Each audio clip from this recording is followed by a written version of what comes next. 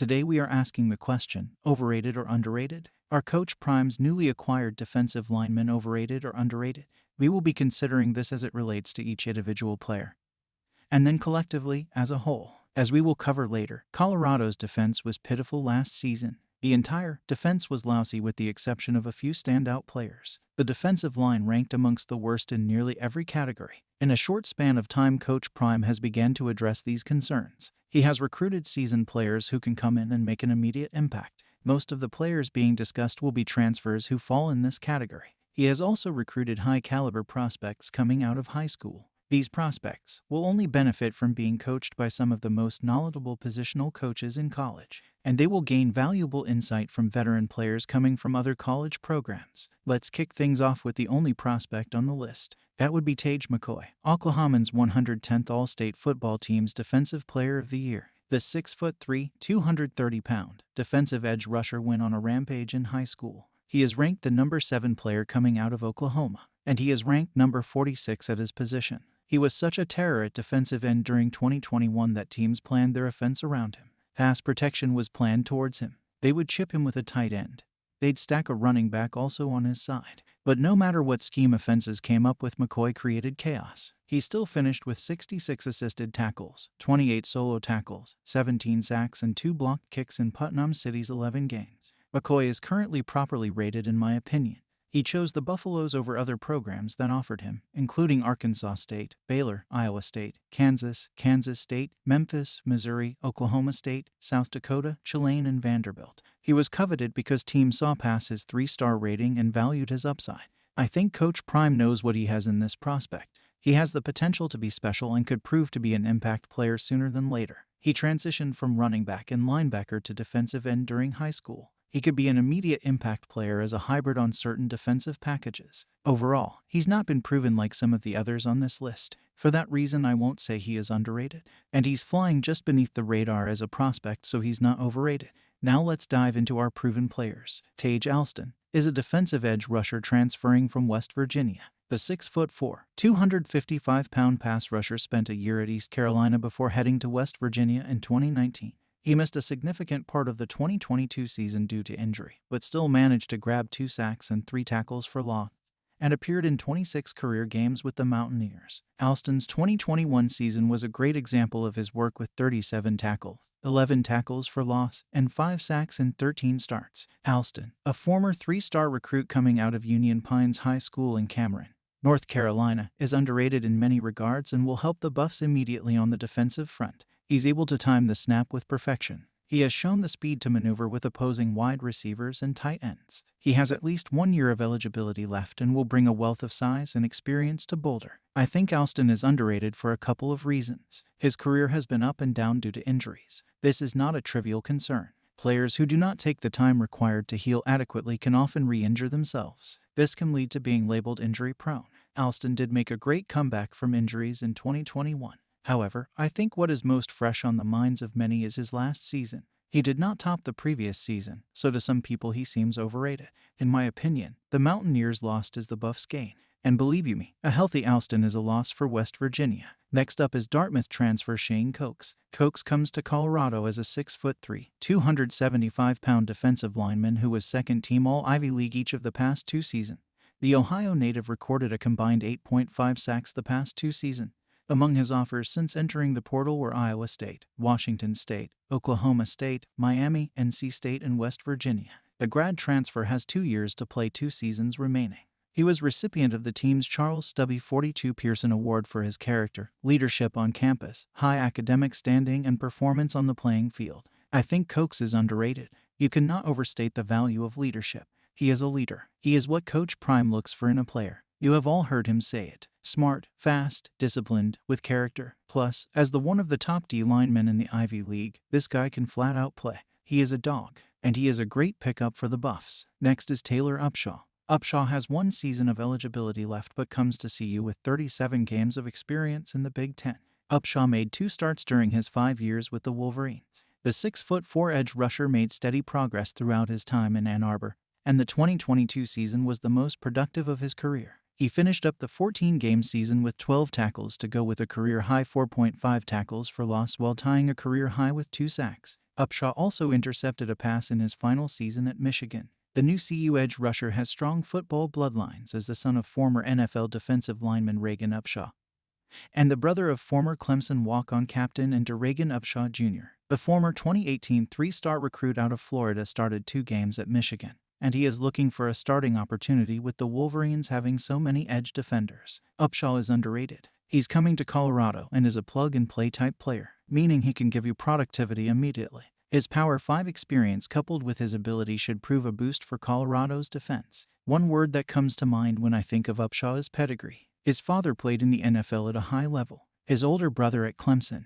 but pedigree extends beyond the genetics passed down from NFL father to son. Part of Upshaw's pedigree is that of a winner, having won and consistently winning at Michigan. Coming from a winning program, Upshaw brings a winner's mentality. The importance of this type of mentality cannot be overstated, especially when rebuilding a 1-11 team. Next up is Marshawn Neiland. The 6'3", 275-pound Neiland earned a Pro Football Focus run grade of 85.5, good for 18th in the country. He finished with 38 total tackles and 1.5 sacks with 3 sacks. He had 31 tackles and 8 for loss in 2021. Coming out of Wyoming Godwin Heights, Neiland was not heavily recruited until later in his senior year, but Western Michigan was his lone FBS offer. Neiland is underrated. He has been underrated since coming out of high school. Neiland's explosiveness off the line of scrimmage stood out during time with the Bronco. Neiland played in 1 game during his true freshman season, then flashed his potential during the COVID's abbreviated campaign by tallying 23 tackles and 2.5 sacks in 5 contests.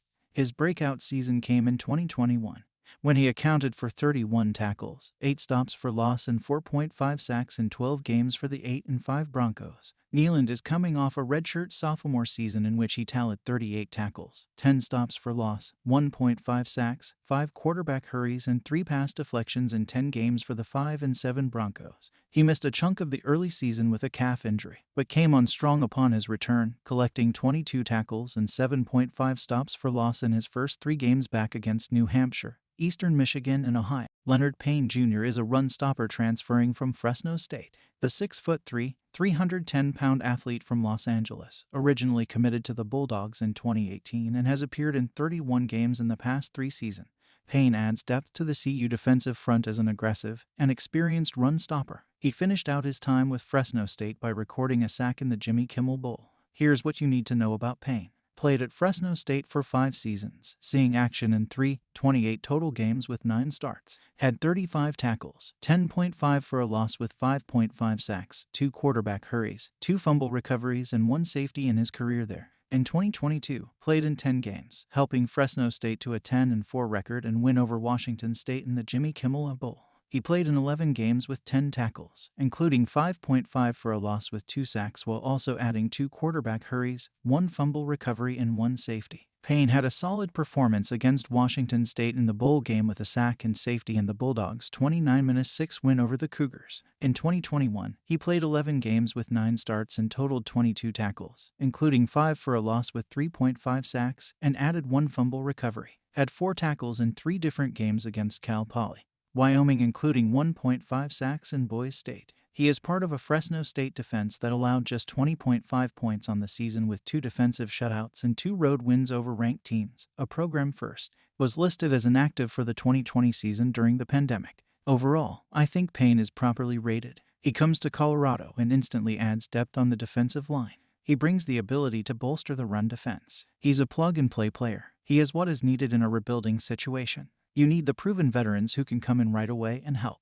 Payne could be a dark horse on this list. While I think he's properly rated, he could very well be the most underrated on this list. He truly plays like an actual bulldog and has the potential to set the tone for the entire defense. Last but not least is Jordan Dominic. Some might even say I saved the best for last. A 6th-year senior, Dominic is a 6'3", 251-pound edge rusher who had a stellar season for Arkansas. He wasn't a starter, but he played in all 13 games and posted 34 tackles, 9.5 tackles for loss, and 7.5 sacks. Only 3 players in the SEC had more sacks. Prior to his 1 year at Arkansas, he played 4 seasons at Georgia Tech, seeing action in 31 games, with 15 starts, recording 101 tackles, 17.5 tackles for loss, and 9.0 sacks. There was a time when Dominic was underrated. Those days are gone. I believe he is properly rated these days. Coming out of George Jenkins High School in Lakeland, Florida, he was rated no higher than a mid-tier 3-star prospect by the various recruiting outlets.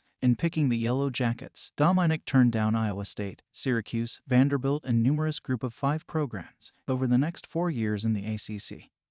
He proved to be a solid defensive end. Dominic was particularly good over his final 2 years at Georgia Tech, racking up 73 tackles, 14 tackles for loss, 7.5 sacks, 6 quarterback hurries, and 6 forced fumbles. Pro Football Focus gave him defensive grades of 77.8 and 67.3 for those seasons, respectively. His 7.5 sacks last season ranked him amongst the top 5 defensive linemen in college football.